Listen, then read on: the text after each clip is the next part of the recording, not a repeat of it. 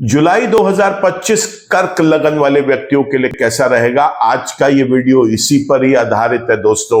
और अगर आपकी भी है जिज्ञासा इस बात को जानने की कि कौन से ग्रह शुभ रहेंगे और कौन से ग्रह अशुभ रहेंगे, तो बने रहे मेरे साथ इसी वीडियो में। नमस्कार दोस्तों, मैं हूं डॉक्टर विवेक चोपड़ा।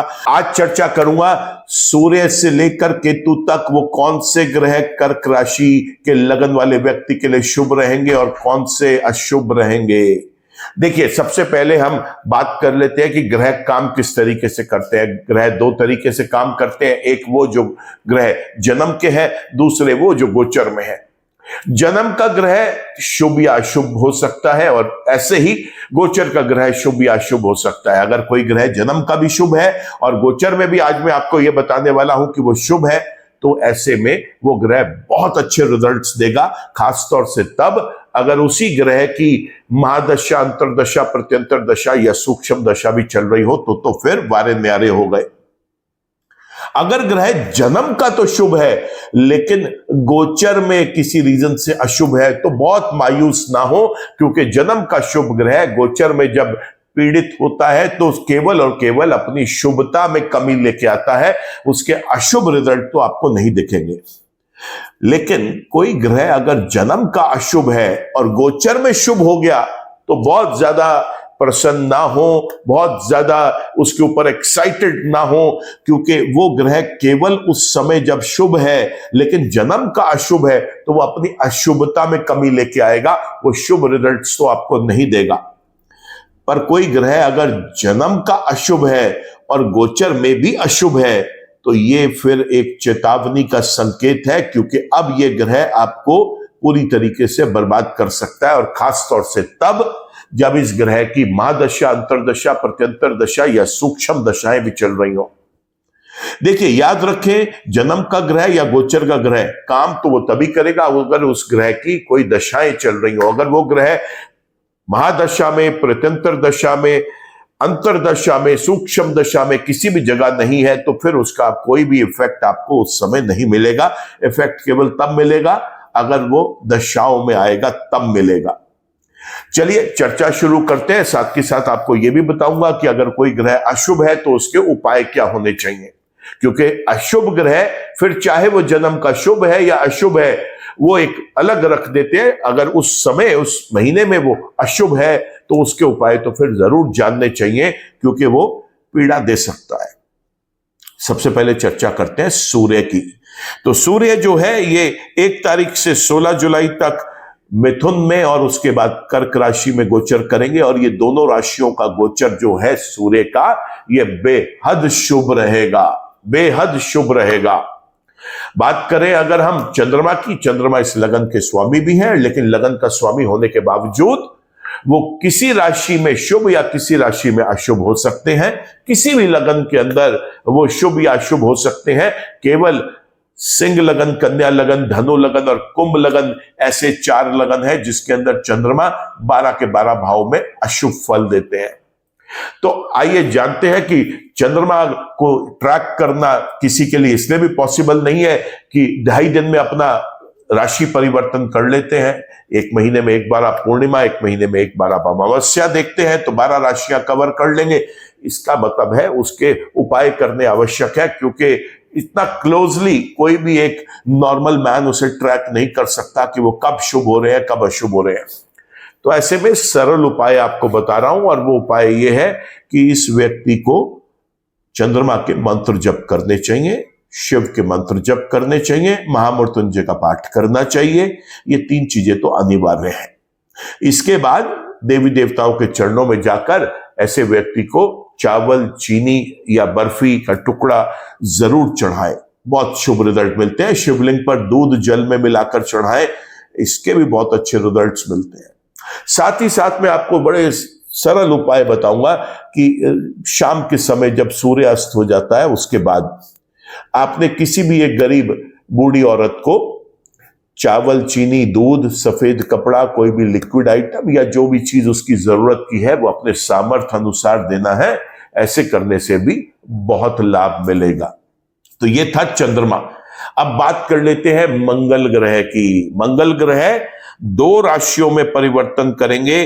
1 तारीख से 28 तारीख तक वो रहेंगे सिंह राशि में, कुंडली के दूसरे भाव में, और फिर तीसरे भाव में महीने के आखिरी तीसरे 3 दिन आपको गोचर करते हुए दिखाई देंगे कन्या राशि के अंदर। तो जो सिंह राशि का गोचर है ये तो बेहद शुभ रहने वाला है, लेकिन कन्या राशि में जब मंगल जाएंगे तो यहां पर बेहद अशुभ होंगे। कुंडली के योग कारक ग्रह हैं, क्योंकि 5वें और 10वें के स्वामी। ऐसे में जब ये अशुभ हो जाएंगे महीने के आखिरी 3 दिन तक परेशानी क्रिएट कर सकते हैं। ऐसे में सबसे ज्यादा जरूरी है कि इस व्यक्ति को हनुमान के उपाय करने चाहिए। भगवान हनुमान के उपाय करें, यहां पर हनुमान चालीसा पढ़कर सोएं, हनुमान मंदिर में जाकर प्रसाद चढ़ाएं, लाल रंग का परहेज करें। जिस समय वो अशुभ है उसकी बात कर रहा हूं, जब शुभ है उसका तो भरपूर फायदा उठाएं आप। साथ ही साथ मंगल के मंत्र जप करें। कहीं आसपास आपके सुंदरकांड का पाठ हो रहा हो तो वहां जाकर जरूर बैठें। गरीबों में आप लाल अनाज जो होता है, जैसे लाल मसूर की दाल हो गई, शहद हो गया, या कोई भी लाल रंग का कपड़ा हो गया, ये आप दान कर सकते हैं। इसके बड़े शुभ रिजल्ट मिलेंगे। लेकिन रात को हनुमान चालीसा पढ़ने के अपनी एक आदत जरूर डाल लें, क्योंकि यहां पर मंगल जो है जब अशुभ हो खासतौर से उन दिनों में आपको बेहद परेशान कर सकता है। चलिए बात करते हैं अब हम बुध ग्रह की। बुध ग्रह देखिए ये कर्क राशि में गोचर करेंगे, और कर्क राशि में गोचर यानी लगन में गोचर करेंगे। ये इस लगन वाले व्यक्ति के लिए बेहद शुभ रहेगा। तो बुध तो यहां पर इस पूरा महीना इस व्यक्ति के ऊपर अपनी कृपा बरसाएंगे।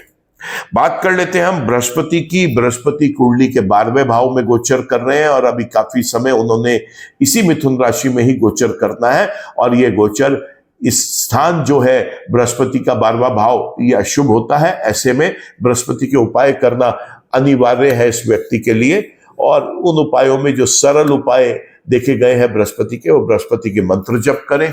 देवी देवताओं के चरणों में पीली मिठाई, बेसन से बनी हुई मिठाई जाकर चढ़ाकर आए, ऐसा करना बहुत अच्छा रहेगा।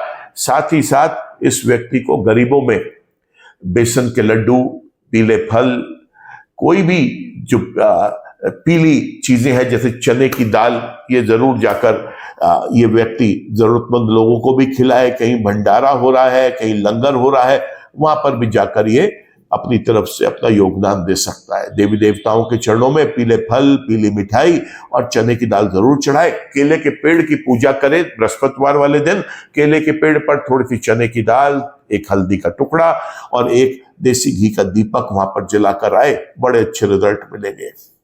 चलिए बात करते हैं अब हम शुक्र की। शुक्र पूरा महीना जो है वो 26 तारीख तक वृषभ राशि के अंदर, और उसके बाद फिर मिथुन राशि में गोचर करने वाले हैं। वृषभ राशि का ये जो गोचर है शुक्र का, ये प्योरली अशुभ है। लेकिन जब वो मिथुन राशि में गोचर करेंगे तब ये बेहद शुभ रिजल्ट्स देंगे। तो शुक्र यहां पर मुख्य रूप से महीने का ज्यादातर पार्ट ले रहे हैं अपने अशुभ रिजल्ट देने में, लेकिन महीने के जाते जाते ये शुभ रिजल्ट्स देना वापस शुरू कर देंगे।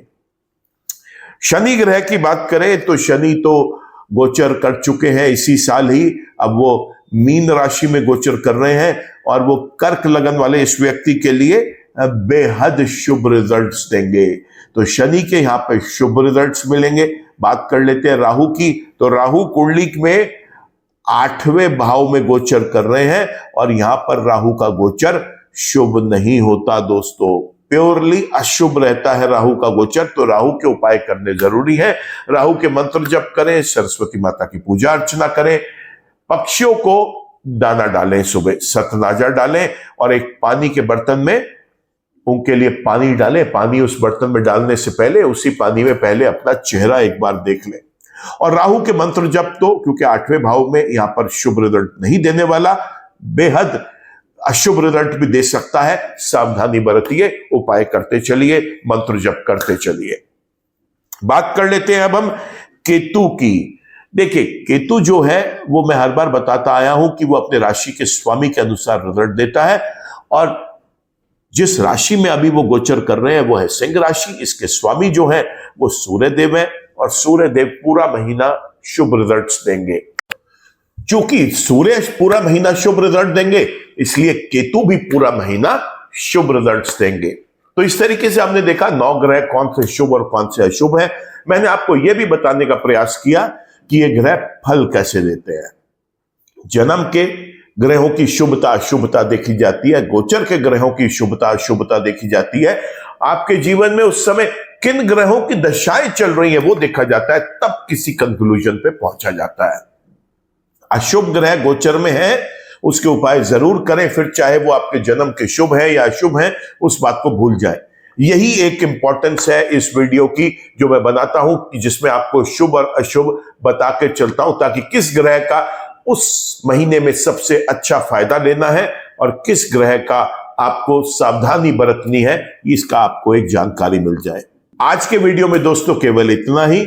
उम्मीद करता हूं कि आपको वीडियो पसंद आया होगा। अगर वीडियो पसंद आया है तो आप इसको लाइक करें, कमेंट करें, शेयर करें।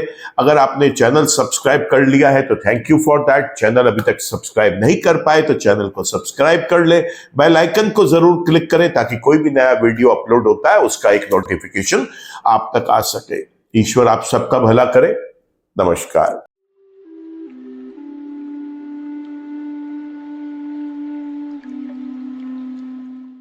जीवन की सभी प्रकार की व्यक्तिगत, पारिवारिक और व्यावसायिक समस्याओं के समाधान के लिए तुरंत संपर्क करें।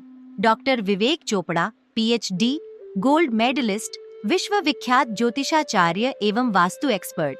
कॉल अथवा व्हाट्सएप करें 9311131069 9212431069।